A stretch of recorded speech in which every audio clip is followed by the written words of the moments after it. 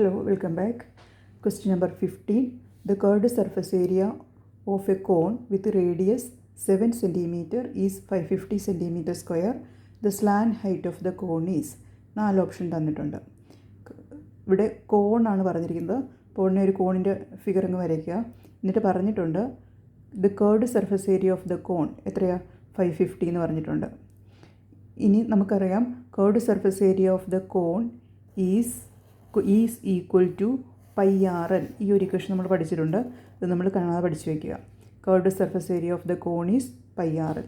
ഇതാണ് എൽ, ഇത് ആർ, ഇത് ഹൈറ്റ് എച്ച്, ഇത് റേഡിയസ്, ബേസിൻ്റെ റേഡിയസ്, ഇത് എൽ, ഇത് എച്ച്.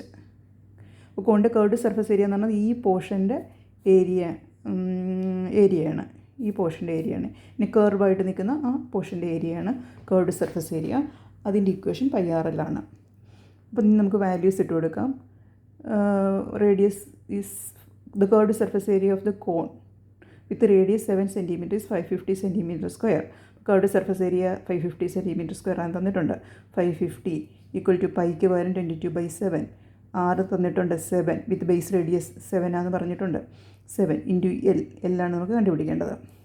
ഇനി ഇപ്പോൾ ഈ തരാം, എന്നിട്ട് ആറ് കണ്ടുപിടിക്കാനും പറയാം. അപ്പോൾ സെയിം ഇക്വേഷൻ തന്നെ കാണാതെ പഠിച്ചു വെച്ചാൽ മതി. ഈ ഇക്വേഷൻ അങ്ങ് പഠിച്ചു വെച്ചാൽ മതി.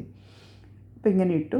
ഇനി 550 ഈക്വൽ ടു 22/7. ഇവിടെ ഒരു 7 ഉണ്ട്, അത് തമ്മിൽ അങ്ങ് നമുക്ക് വെട്ടിക്കളയാം. അപ്പോൾ 22 ഇൻറ്റു എല്ലായി.